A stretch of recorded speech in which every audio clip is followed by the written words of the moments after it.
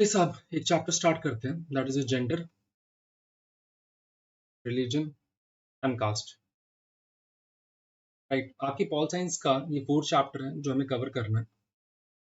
चलो, अब देखिए, जेंडर, रिलीजन, कास्ट को समझने के लिए आपको पावर शेयरिंग के उस फॉर्म ऑफ पावर शेयरिंग को समझना होगा जहां पर आपने डिस्कस किया था कि फॉर्म ऑफ पावर शेयरिंग में आपने क्या क्या पढ़ा था। First you talk about the horizontal form of power sharing. इस horizontal form of power sharing में आपने क्या डिस्कस किया था कि भैया यहाँ पर 3 ऑर्गन्स ऑफ द गवर्नमेंट होता है। The first is your legislature, the second executive and the third is judiciary. Legislature का काम क्या होता है? लॉ बनाना। एग्जीक्यूटिव का काम क्या होता है? उसे एग्जीक्यूट करना। जुडिशरी का काम क्या होता है कि भैया अगर कोई डिस्प्यूट आता है तो डिस्प्यूट को सॉल्व करना। Right, this the first thing जो आपने स्टडी किया था।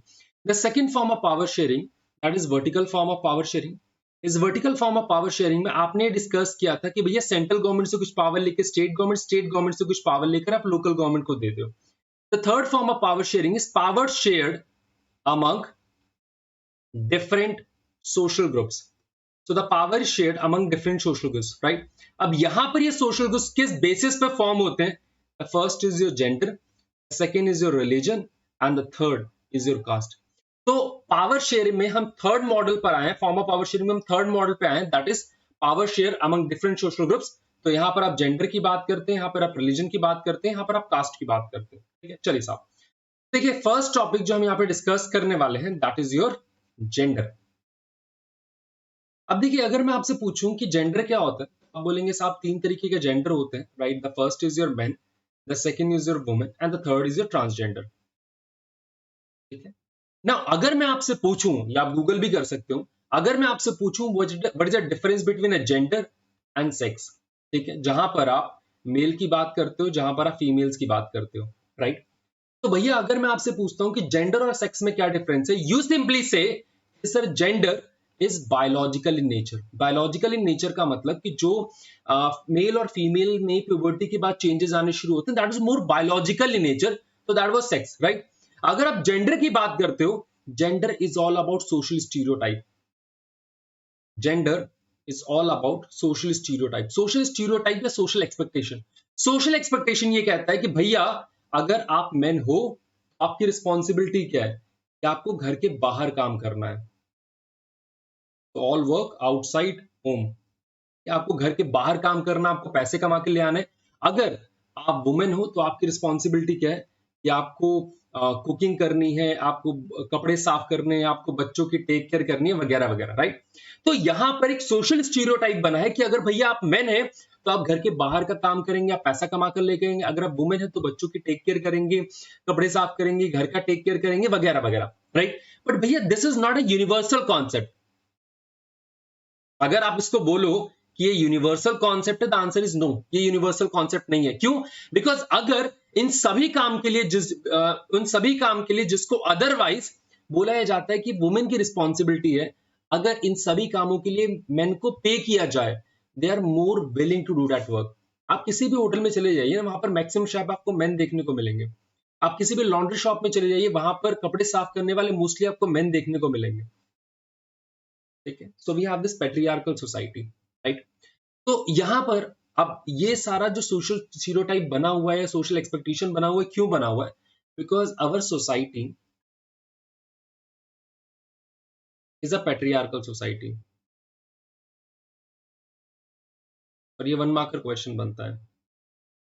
ठीक है, तो our society is a patriarchal society. Right, because our society is a patriarchal society, तो यहां पर उसने सारे सोसाइटी के जितने भी काम हैं उनको सेक्स के बेसिस पे, उनको जेंडर के बेसिस पे डिवाइड कर दिया। और इसीलिए इस सोशल स्टीरियोटाइप को एक और नाम से जाना जाता है, called sexual division of labour.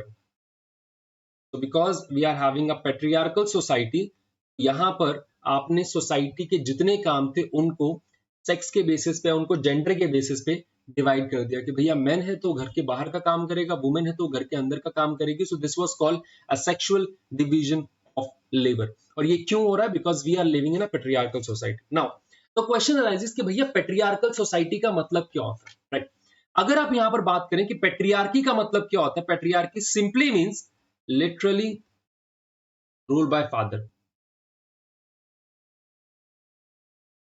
So patriarchal society का मतलब क्या होता है? लिटरली रूल बाय फादर, या फिर आप इसको बोल सकते हो मेल डोमिनेटेड सोसाइटी।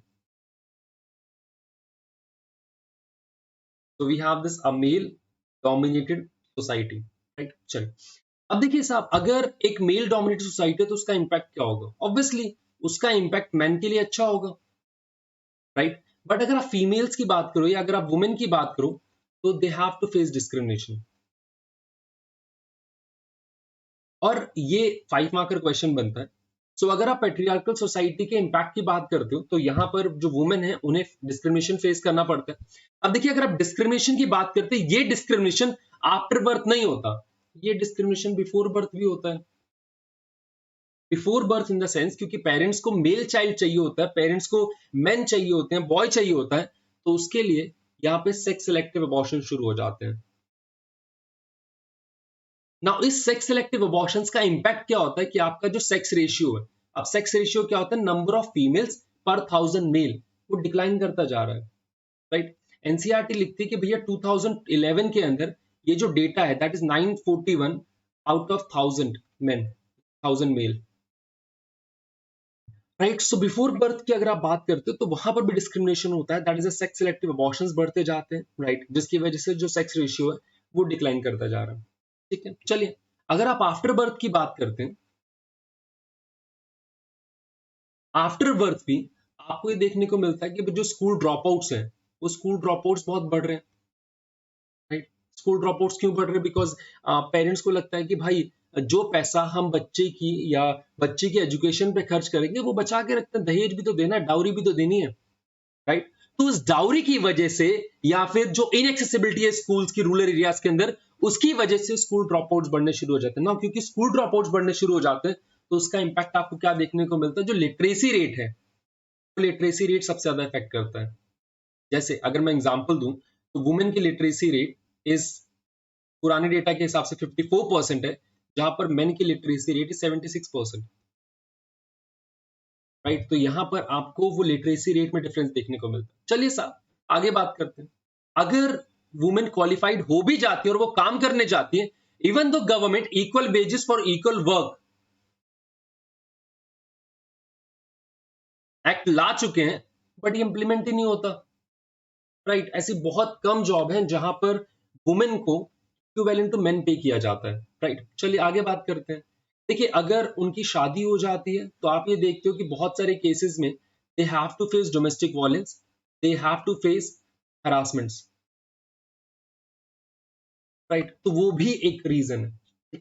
तो देखिए साहब, अगर वुमेन डिस्क्रिमिनेशन फेस कर रही है, अगर ये सारी प्रॉब्लम्स हैं, तो क्या होगा? इसको लेकर ऑब्वियसली प्रोटेस्ट भी होगा, राइट? तो ऐसे ही एक प्रोटेस्ट में एक मूवमेंट क्रिएट हुआ जिसको आप बोलते हैं फेमिनिस्ट मूवमेंट। यहाँ पर एक मूवमेंट क्रिएट हुआ जिसको आप बोलते हैं फेमिनिस्ट मूवमेंट। देखिए, फेमिनिज्म का मतलब ये नहीं होता कि जो फेमिनिस्ट सोसाइटी है, जो फेमिनिस्ट लोग हैं, वो सिर्फ फीमेल्स के राइट्स की बात करते हैं, वुमेन के राइट्स की बात करते हैं। फेमिनिस्ट लोग वो होते हैं जो मेन और वुमेन दोनों के इक्वल राइट्स की बात करते हैं, जो मेन और वुमेन दोनों के इक्वल राइट्स की बात करते हैं, राइट? तो यहां पर जो फेमिनिस्ट मूवमेंट स्टार्टिंग में क्रिएट हुआ था, उसका मेजर ऑब्जेक्टिव क्या था? वुमेन को भी राइट टू वोट मिलना चाहिए, राइट? वुमेन का भी पॉलिटिकल प्रेजेंस होना चाहिए, बिकॉज अगर आपकी पॉलिटिकल प्रेजेंस नहीं है तो आप अपने लिए कोई भी राइट्स नहीं बना सकते। आपको पॉलिटिकली स्ट्रांग होना होगा, क्योंकि अगर आपका पार्लियामेंट में रिप्रेजेंटेशन है, अगर आपका स्टेट लेजिस्लेचर के अंदर रिप्रेजेंटेशन है, तभी आप अपने फेवर के अंदर लॉ बना सकते हो। तो यहाँ पर फेमिनिस्ट मूवमेंट के बाद जो वर्ल्ड में जो प्रोटेस्ट चल रहे थे, उस प्रोटेस्ट के बाद वुमेन को एक बात तो क्लियर हो गई, हमारे पास पावर होनी चाहिए, हमें पॉलिटिक्स के अंदर आना होगा, राइट? चलिए, अब अगर आप इंडिया के कॉन्टेक्स्ट में इस चीज को समझने की कोशिश करते हैं, देखिए, जब इंडिया इंडिपेंडेंट हुआ 1947 के अंदर, तो जैसे ही हम इंडिपेंडेंट हुए थे, हमने वुमेन को यूनिवर्सल फ्रेंचाइज, मतलब हमने सभी को यूनिवर्सल फ्रेंचाइज दे दिया था। यूनिवर्सल फ्रेंचाइज का मतलब क्या होता है कि anyone above the age of 21, उस टाइम पे 21 था, right? Anyone above the age of 21 उसके पास वोटिंग राइट है।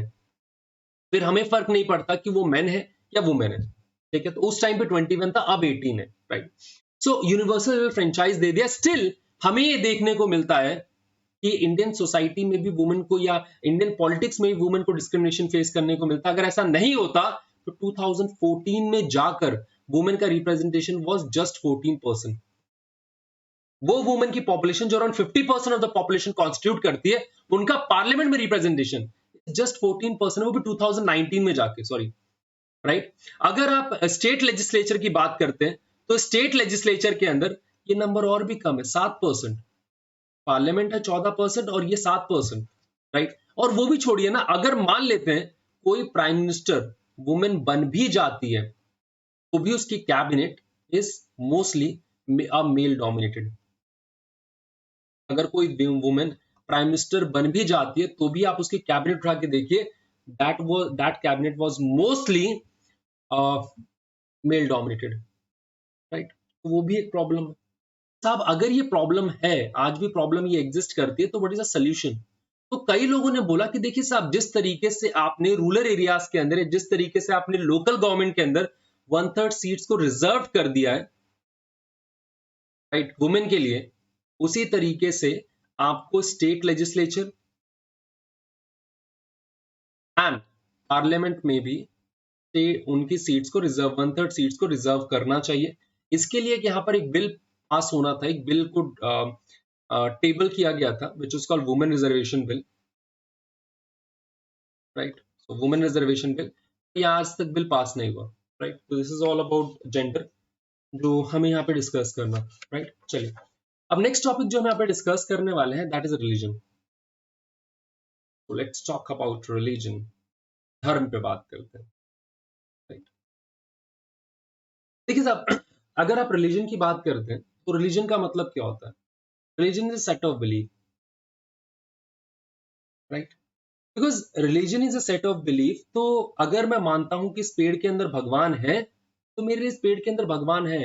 अगर मुझे लगता है किसी मूर्ति के अंदर भगवान है, तो मेरे लिए भगवान है, राइट। तो religion is set of belief, और उसी सेट ऑफ बिलीफ में आप ये देखते हैं कि भैया रिलीजन में आप हिंदुज्म की बात करते हैं, आप इस्लाम की बात करते हैं, आप क्रिश्चियनिटी की बात करते हैं, आप बुद्धिज्म की बात करते हैं, आप जैनिज्म की बात करते हैं, because these all are a set of belief.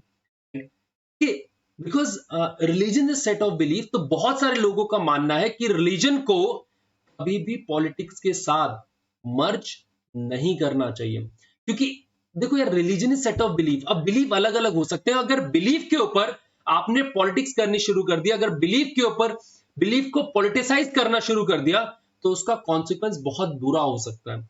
इसीलिए बहुत सारे फिलोसफर्स का मानना यह था कि कभी भी रिलीजन को पॉलिटिक्स के साथ मर्ज नहीं करना चाहिए, राइट। बट यहां पर आपको बहुत डिफरेंट ओपिनियन देखने को मिलते हैं, बहुत डिफरेंट एग्जांपल्स देखने को मिलते हैं जहां पे रिलीजन को पॉलिटिक्स के साथ मर्ज किया गया है। जैसे example, the first thing is, अगर आप बात करते हैं गांधी जी का ओपिनियन, देखिए गांधी जी का ओपिनियन ये है कि रिलीजन को कभी भी पॉलिटिक्स के साथ अलग करके आप नहीं देख सकते, ठीक है। कभी भी religion can never B separate from the politics. अब क्यों बोला उन्होंने? उन्होंने बोला कि देखिए, politics should be guided by the ethics of religion. Politics should be guided by the ethics of religion. मतलब पॉलिटिक्स में बहुत अच्छी चीजें दी हुई हैं, राइट। मतलब पॉलिटिक्स अगर आप कोई करना चाहता है, तो पॉलिटिक्स में जो भी चीजें, they should be guided by the ethics of religion.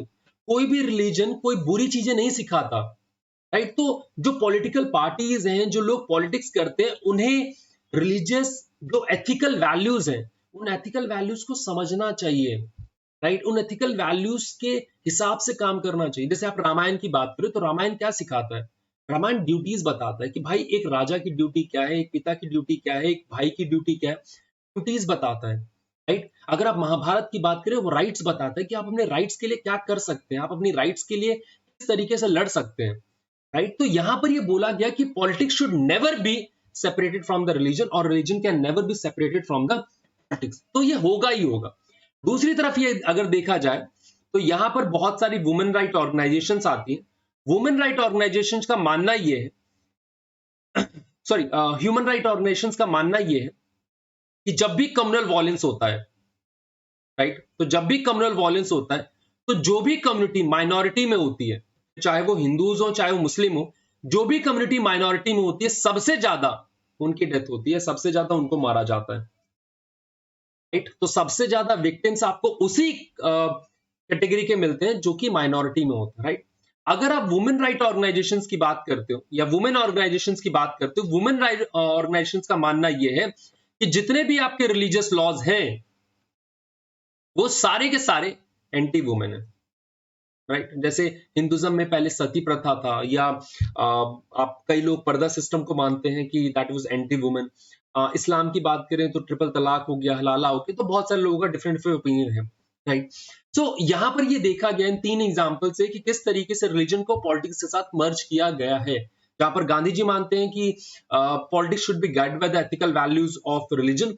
Human right organisations का मानना है कि जब भी कोई कम्युनल वायलेंस होता है सबसे ज्यादा माइनॉरिटी के लोग मरते हैं, राइट। वुमेन राइट ऑर्गेनाइजेशंस का मानना यह है कि आपके जितने भी रिलीजियस लॉज हैं वो कहीं ना कहीं एंटी वुमेन है या वुमेन को डिस्क्रिमिनेट करते हैं, राइट। देखिए यहां तक मामला तब भी ठीक है, बट प्रॉब्लम तब और बढ़नी शुरू हो जाती है जब जो लोग पावर में हैं, I am referring to the state, I am referring to the government, वो कई बार एक रिलीजन को सपोर्ट करना शुरू कर देते हैं अगेंस्ट अनदर रिलीजन, और यहां पर वो प्रॉब्लम आनी शुरू हो जाती है, राइट। क्योंकि जब आप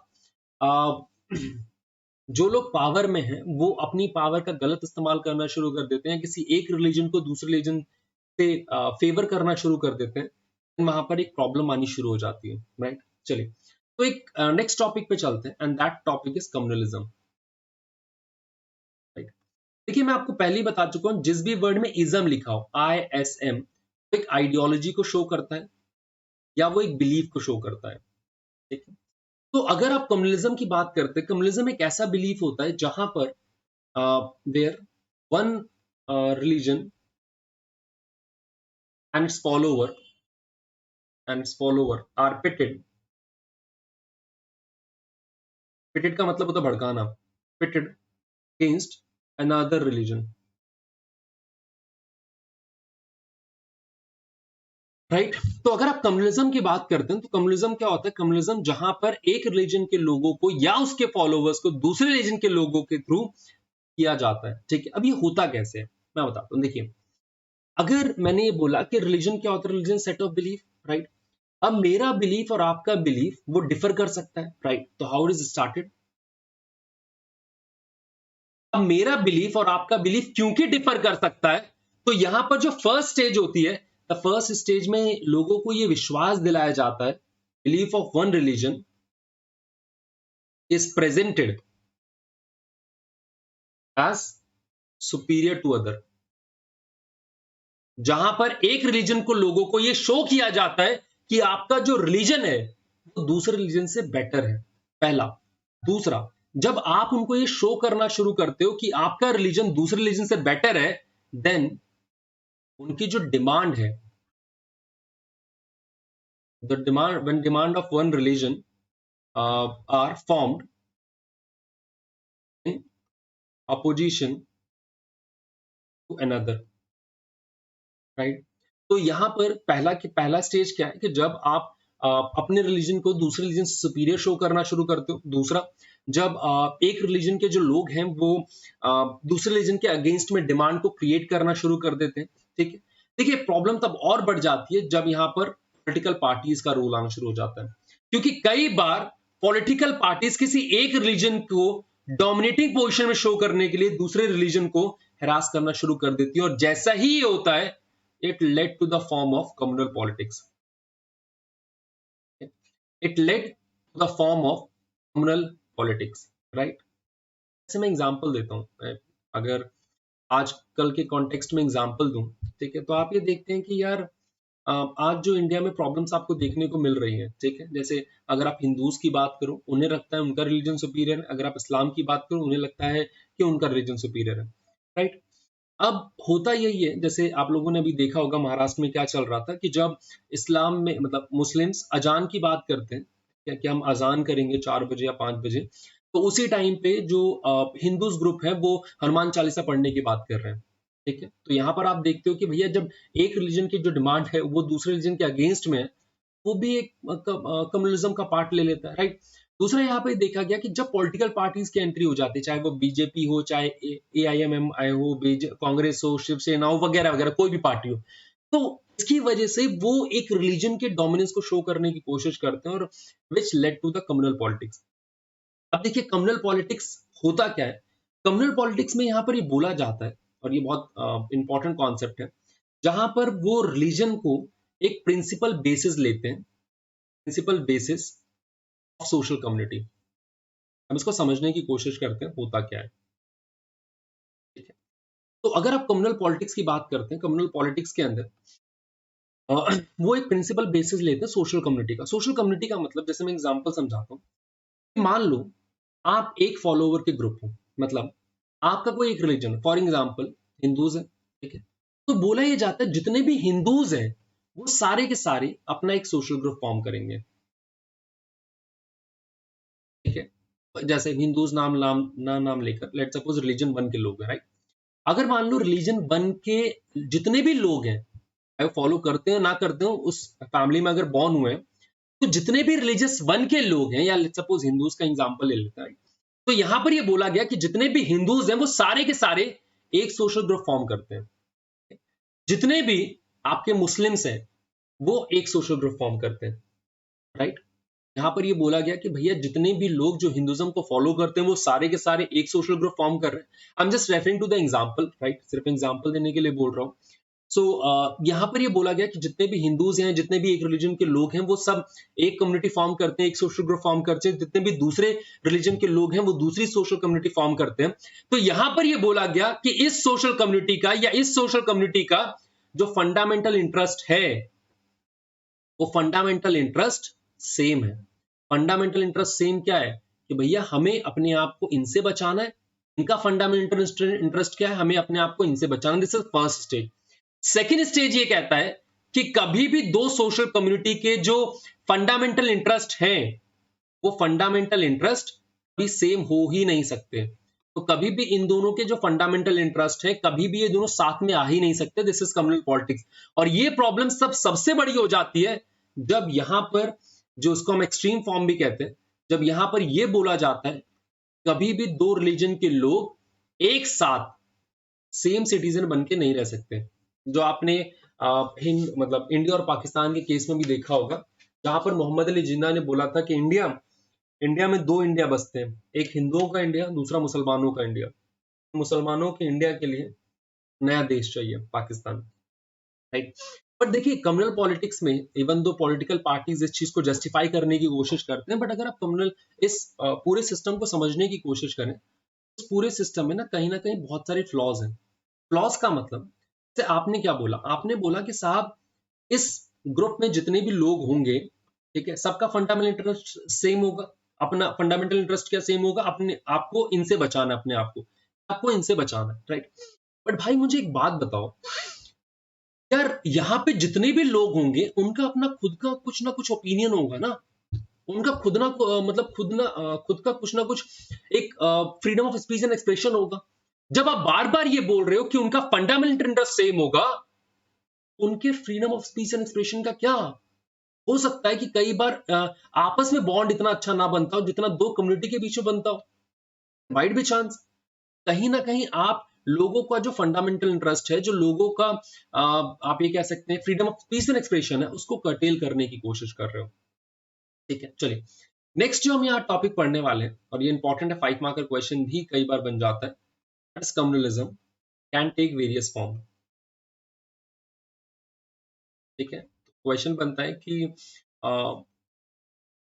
form communalism can take place, right. देखिए सबसे पहला फॉर्म जो हम देखते हैं दैट इज अ प्रेजुडिस या स्टीरियोटाइप। देखिए कहीं ना कहीं प्रेजुडिस या स्टीरियोटाइप ने हमारे माइंड को कम्युनल कर दिया है, ठीक है। जैसे मैं एग्जांपल देता हूँ कि अगर हिंदूज का एग्जांपल लें तो मंदिर जाना या पूजा पाठ करना, या इस्लाम की बात करें तो नमाज अदा करना, इवन तो हमें ये लगता है कि ये हमारे रिलीजन का पार्ट है, बट कहीं ना कहीं ये हमारे माइंड को कम्युनल कर रहा होता है, राइट। कि आप बार बार जब हमारे पेरेंट, जब हमारी सोसाइटी मतलब प्रैक्टिसेस को लेकर जस्टिफिकेशन देती है, या कभी किसी और रिलीजन की प्रैक्टिसेस को लेकर एक प्रेजुडिस क्रिएट करने की कोशिश करती है, तो यार बचपन से जब बार बार ये चीजें हमारे अंदर भरी जाती है तो हमें लगता है कि हाँ वो सही है। तो फर्स्ट इज सोशल स्टीरियोटाइप। जैसे मैं एग्जांपल के तौर पे अगर आप समझाना चाहूं तो you take the example of Sri Lanka. Sri Lanka में आपके बुद्धिस्ट थे जो सिन्हाला कम्युनिटी से बिलोंग करते थे, हिंदूज या मुस्लिम्स थे जो तमिल, राइट। अब बुद्धिज्म, जो बुद्धिस्ट लोग हैं उन्हें बचपन से क्या सिखाया जाता है कि भैया बुद्धिज्म अच्छा रिलीजन है, बुद्धिज्म ये है वो है। हिंदूज और मुस्लिम्स को क्या सिखाया जाता था, उनका रिलीजन बेटर, राइट। जो लोग मेजोरिटी में होते हैं, द सेकंड स्टेट, जो लोग मेजोरिटी में होते हैं वो अपने लिए क्या डिमांड करते हैं, वो मेजोरिटिज्म चाहते हैं, राइट। जो लोग मेजोरिटी में होते हैं, जैसा आपने देखा, वो मेजोरिटिज्म चाहते हैं। जो लोग माइनॉरिटी में होते हैं वो अपने लिए इंडिपेंडेंट स्टेट चाहते हैं, राइट। जो लोग मेजोरिटी में होते हैं वो मेजोरिटिज्म चाहते हैं, जो लोग माइनॉरिटी में होते हैं वो अपने लिए इंडिपेंडेंट स्टेट चाहते हैं, राइट। जब आप ये डिमांड करना शुरू करते हो कि आपको मेजोरिटिज्म चाहिए या इंडिपेंडेंट स्टेट चाहिए, तो उसके बाद आपके बहुत सारे रिलीजियस लीडर्स आने शुरू हो जाते हैं, राइट। ये जो रिलीजियस लीडर्स हैं ये रिलीजियस अपील करना शुरू करते हैं, राइट। चाहे वो हिंदुज्म के नाम पर हो, चाहे इस्लाम के नाम पे हो, चाहे बुद्धिज्म के नाम पे हो, रिलीजियस स्लोगन को यूज करना शुरू कर देते हैं, राइट। जब religious slogans, religious belief system ये सब यूज होना शुरू होता है तो पर्पस क्या होता है इसका, purpose is to mobilise people, religion के नाम पे लोगों को इकट्ठा करना, राइट। और देखो सबसे बड़ी प्रॉब्लम तब आ जाती है जब रिलीजन के नाम पर ये दोनों कम्युनिटी के लोग लड़ना शुरू कर देते हैं, या फिर जिसको आप बोलते हो it led to communal violence, जिसको लेकर आपका कम्युनल वायलेंस होना शुरू हो जाता है, राइट। चलिए इतना सा आई गेस समझ में आ गया होगा, आगे बात करते हैं कि अगर ये प्रॉब्लम है तो सोल्यूशन क्या है। The solution is your secularism, ठीक है। द सोल्यूशन इज कि आपको इंडिया को एक सेकुलर स्टेट बनाना पड़ेगा।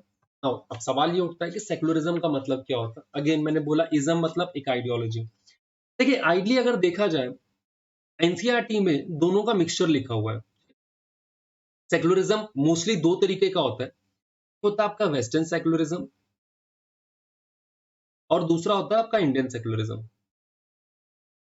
हम दोनों पे बात करेंगे। वेस्टर्न सेकुलरिज्म ये कहता है state has no religion, state has no religion. State has no religion का मतलब वेस्टर्न सेकुलरिज्म का मानना ये कि religion is a private affair, ठीक है।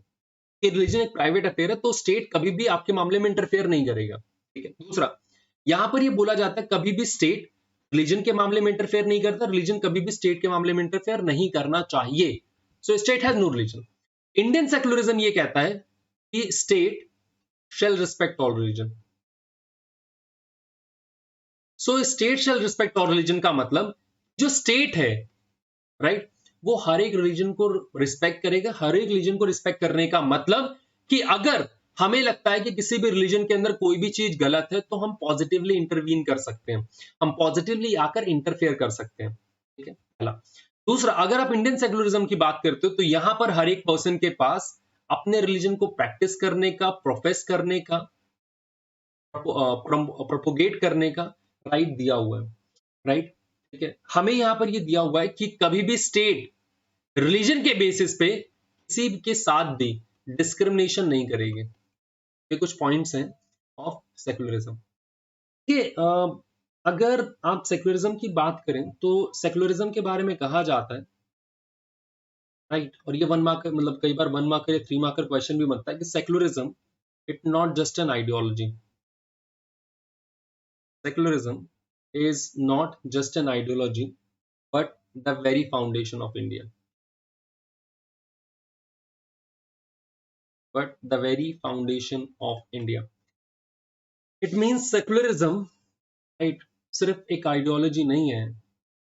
इंडिया को इंडिया बनाने वाला आपका सेकुलरिज्म है, राइट। मैं एग्जांपल देता हूँ, जब इंडिया और पाकिस्तान का पार्टीशन हुआ, जब इंडिया का पार्टीशन हुआ बिटवीन इंडिया एंड पाकिस्तान, तो मुस्लिम्स के लिए एक देश बन गया पाकिस्तान, राइट। बहुत सारे लोगों ने बोला कि यार इंडिया को हिंदू राष्ट्र बना देते हैं। भैया अगर आप इंडिया को हिंदू राष्ट्र बनाने के बारे में सोचते हो तो इंडिया क्या सच में बचेगा? रीजन बीइंग जो सिख हैं वो अपने लिए अलग देश मांगना शुरू कर देंगे, जो क्रिश्चियन है, जो मोस्टली नॉर्थ ईस्ट से बिलोंग करते हैं वो अपने लिए अलग देश मांगना शुरू कर देंगे, जो लिंगायत कम्युनिटी के लोग हैं वो अलग देश मांगना शुरू कर देंगे। तो जितने लोग, राइट, जितनी कम्युनिटी, जितने रिलीजन, उतने नेशन, इंडिया कहाँ बचेगा? तो सेकुलरिज्म हमारे लिए एक आइडियोलॉजी नहीं है।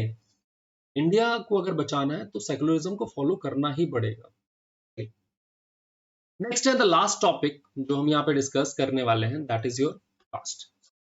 राइट, चलिए साहब कास्ट पे डिस्कस करते हैं। देखिए, अगर आप कास्ट की बात करते हैं, caste is unique in India. आपको सिर्फ इंडिया में कास्ट देखने को मिलता है, बिकॉज बाकी जगहों पर यू विल फाइंड क्लास। ठीक है, क्लास जैसे कि आपका रिचर क्लास है, मिडिल क्लास है, राइट, आपका पुअर क्लास है, राइट।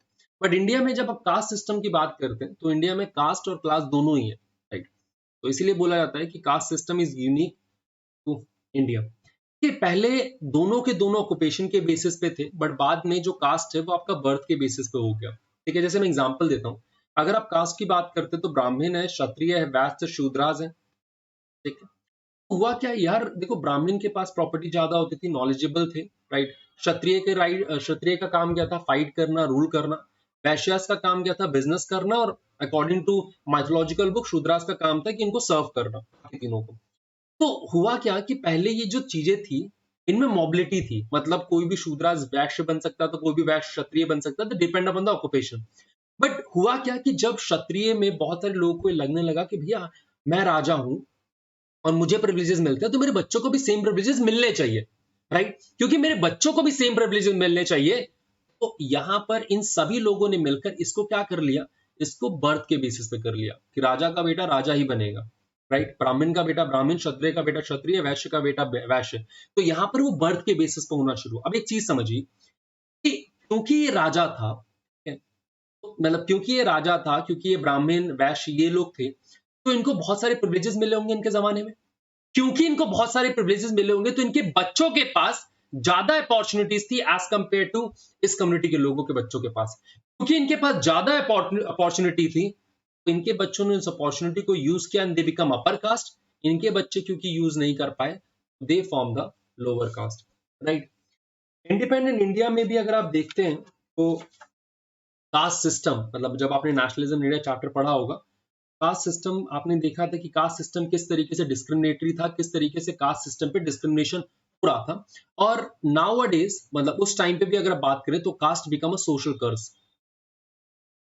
नाउ इस सोशल कर्स को खत्म करने के लिए जो सोशल रिफॉर्मर्स हैं, सोशल रिफॉर्मर्स ने फाइट करनी शुरू की। सोशल रिफॉर्म्स में जहां पर आप महात्मा गांधी की बात करते हैं, राइट, जहां पर आप ज्योतिबा फुले की बात करते हैं, जहां पर आप बी आर अम्बेडकर की बात करें, तो बहुत सारे सोशल रिफॉर्मर्स ने फाइट करना शुरू कर दिया। बट अगर आप मॉडर्न टाइम्स की बात करते हैं, मॉडर्न टाइम्स में कास्ट सिस्टम को फाइट करने के लिए बहुत सारे स्टेप्स लिए गए हैं, राइट। तो हम दो पार्ट्स के अंदर डिवाइड करेंगे। The first is your political, right, आप कह सकते हैं पॉलिटिकल रीजंस, या फर्स्ट इज योर पॉलिटिकल, या पॉलिटिकल स्टेप्स कह लो आप। And the second is socio economic, right. Political step में देखिए, जब इंडियन कॉन्स्टिट्यूशन फॉर्म हुआ तो इंडियन कॉन्स्टिट्यूशन में जो आर्टिकल 17 ऑफ द कॉन्स्टिट्यूशन है, it simply talk about abolition of untouchability, right, की अनटचेबिलिटी को खत्म करना। So article 17।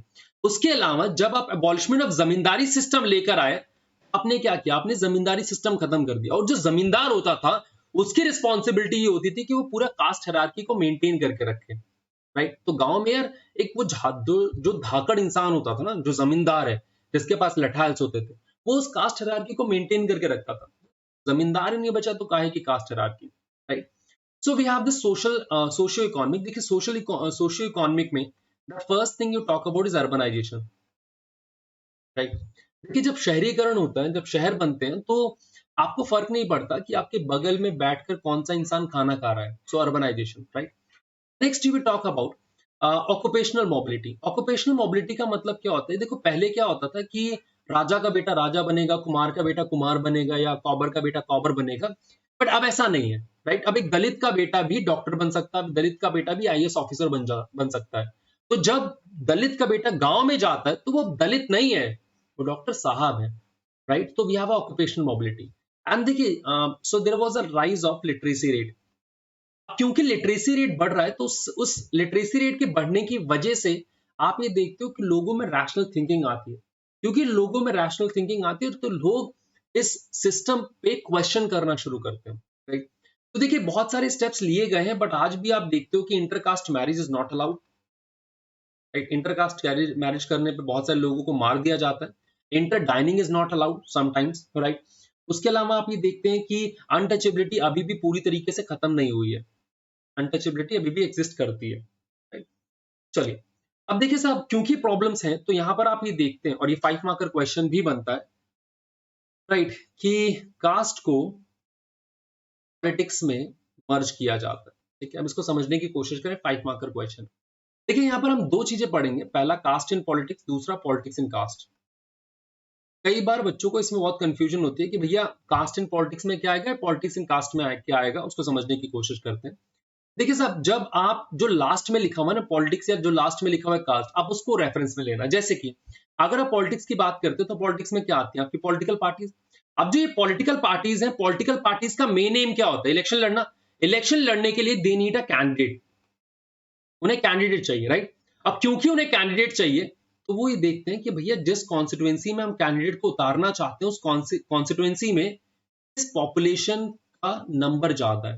जैसे let's take the example of Green Park, example दे रहा हूं सिर्फ, राइट। ग्रीन पार्क में लेट्स सपोज मुझे पता चलता है कि क्षत्रिय की पॉपुलेशन ज्यादा है, मतलब मेजोरिटी में तो कोई होता नहीं है, राइट, बट मुझे लगता है कि यार क्षत्रिय की पॉपुलेशन रिलेटिवली ज्यादा है।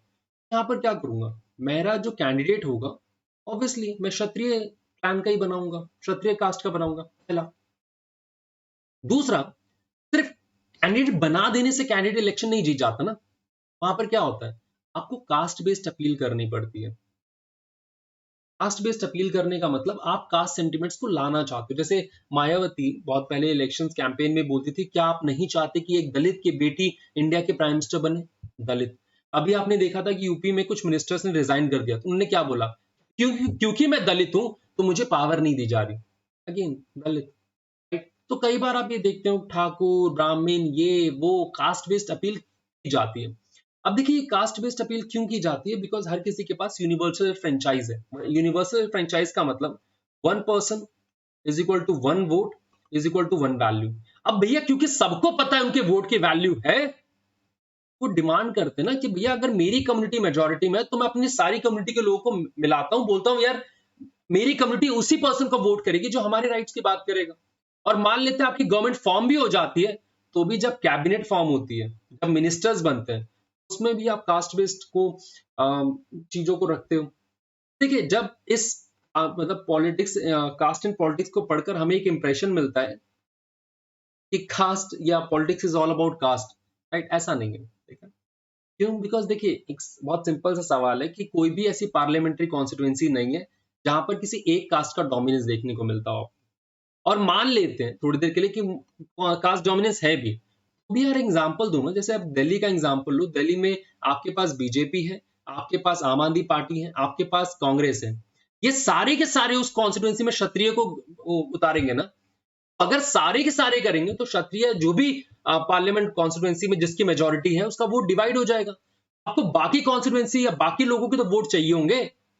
दूसरा, कई बार पॉलिटिकल पार्टीज को आपने वर्ड यूज करते हुए सुना होगा, वोट बैंक। देखिए वोट बैंक का मतलब ये नहीं होता कि उस कास्ट के सारे लोग वोट करते हैं। वोट बैंक का मतलब ये होता है कि उस कास्ट के जो मेजोरिटी ऑफ द पीपल है वो वोट करते हैं। जैसे कि बीजेपी को पहले कहा जाता था, अब तो नहीं, बीजेपी को पहले कहा जाता था कि वो अपर कास्ट की पार्टी है। इसका मतलब ये नहीं है सारे अपर कास्ट के लोग उसको वोट कर देते हैं, राइट। इसका मतलब ये है मैक्सिमम अपर कास्ट के लोग उसको वोट करते थे, so we have this majority. अगर ऐसा नहीं होता, ठीक है, तो भैया जो भी एमपी बना हुआ है, जो भी एमपी एमएलए बना हुआ है, तो कभी इलेक्शन ही नहीं हारता, क्योंकि कास्ट कंपोजिशन थोड़ी चेंज हो रहा है। क्योंकि कास्ट कंपोजिशन चेंज नहीं हो रहा तो एमपी एमएलए समझ ही रहे हो। उसके अलावा आप ये देखते हैं कई बार जो रूलिंग पार्टी वो भी हार जाती है, राइट। तो देखिए कास्ट कई बार ना मैटर करता है, बट कुछ लोगों के लिए कास्ट मैटर नहीं करता, कास्ट ज्यादा मैटर नहीं करता। उनका एक पॉलिटिकल पार्टी के साथ जो बॉन्ड है, अटैचमेंट है, वो मैटर करता है। Right? कई बार आपको फर्क नहीं पड़ता कि सामने आपका जो कैंडिडेट है वो कास्ट से बिलोंग करता है, फर्क इस बात से पड़ता है कि वो किस पॉलिटिकल पार्टी से है, राइट। वही है। चलिए, next and the last topic जो हम यहाँ डिस्कस करने वाले हैं, that is a politics in caste. आप साहब देखिए, कास्ट या अगर आप डेमोक्रेसी की बात करें तो डेमोक्रेसी क्या है, डेमोक्रेसी इज मेजोरिटी रूल। इसकी मेजोरिटी होगी रूल करेगा, ठीक है। पॉलिटिक्स इन कास्ट में आप ये देखते हैं कि यहाँ पर क्योंकि मेजॉरिटी रूल है, बहुत सारे कास्ट के लोग क्या करते हैं, अब जो मतलब हर एक कास्ट है, वो अपना नंबर बड़ा करने के लिए सब कास्ट को भी अपने साथ मर्ज करना शुरू कर देती है। तो बहुत सारी जो सब कास्ट है, उनको कास्ट के अंदर मर्ज किया जाता है ताकि नंबर्स में बड़ा दिखाया जा सके, पहला। दूसरा यहाँ पर होता ही है कि बहुत सारी जो कास्ट हैं, वो अपने आप को दे एंटर इनटू कोलिशन, अपने आप को बहुत दूसरी कास्ट के साथ कोलिशन में लेकर आते हैं अपने डिमांड्स को फुलफिल करवाने के लिए। जैसे एग्जांपल देता हूं, you take the example of Haryana, you take the example of Rajasthan. Haryana में जाटों को रिजर्वेशन चाहिए, हरियाणा में राजस्थान में गुज्जर को रिजर्वेशन चाहिए, दोनों साथ में आते हैं। भैया जब तुम्हारी बारी आएगी तुम सब प्रोटेस्ट करोगे, मैं तुम्हें सपोर्ट करूंगा, जब मैं प्रोटेस्ट करूंगा तुम मुझे सपोर्ट करना। और देखिए अब जो सबसे बड़ी बात है, अब यहाँ पे अपर कास्ट लोअर कास्ट की बात नहीं होती, अब यहाँ पर आप forward caste and backward caste की बात करते हैं, राइट। देखिए आपने जो चैप्टर पढ़ा, मतलब टॉपिक इज ओवर, अब आपने जो चैप्टर पढ़ा है जनरल इन कास्ट, इसमें हमने देखा कि चाहे आप जेंडर की बात करें, कास्ट की बात करें, रिलीजन की बात करें, इन सभी चीजों को कहीं ना कहीं पॉलिटिक्स के साथ मर्ज किया गया है। तो क्या पॉलिटिक्स के साथ मर्ज करना चाहिए, नहीं करना चाहिए? कई लोगों का मानना है कि करना चाहिए, क्योंकि अगर आप करते हो तो रिप्रेजेंटेशन मिलता है। फॉर एग्जाम्पल जब वुमेन ने अपने आप को पॉलिटिक्स में इनरोल किया, तभी वुमेन रिजर्वेशन बिल की बात हुई। जब रिलीजन ने अपने आप को पॉलिटिक्स में किया, तभी पता चला कि कितने लोग मर रहे हैं, क्या उनको राइट्स मिलने चाहिए, क्या प्रिविलेजेस मिलने चाहिए। जब कास्ट आया तो उन्हें रिजर्वेशन मिला, वगैरह वगैरह। बट यार देखो, आप पॉलिटिक्स में अपने रिप्रेजेंटेशन को देख सकते हो, पॉलिटिसाइज कर सकते हो, बट उन्हें एक्सक्लूसिव तरीके से नहीं देखना चाहिए। सिर्फ मैं दलित हूँ, या सिर्फ मैं, मेरा धर्म ये है, सिर्फ मैं वुमन हूँ। क्योंकि जब आपने अपने आप को ना एक्सक्लूसिव तरीके से देखना शुरू कर दिया, तो प्रॉब्लम बढ़ जाती है। जब आपने अपने आप को ना एक्सक्लूसिव तरीके से देखना शुरू कर दिया, तो फिर कुछ खत्म हो जाता है, राइट। क्योंकि ultimately we all form a nation, right. तो नेशन में दरार आनी शुरू हो जाती है। इट्स बेटर कि पॉलिटिक्स हो, पॉलिटिक्स में अपना रिप्रेजेंटेशन हो, बट आप सिर्फ अपने रिलीजन, अपनी आइडेंटिटी को लेकर एक्सक्लूसिव तरीके से नहीं देख सकते। आई होप आपको चैप्टर समझ में आया होगा। Thank you.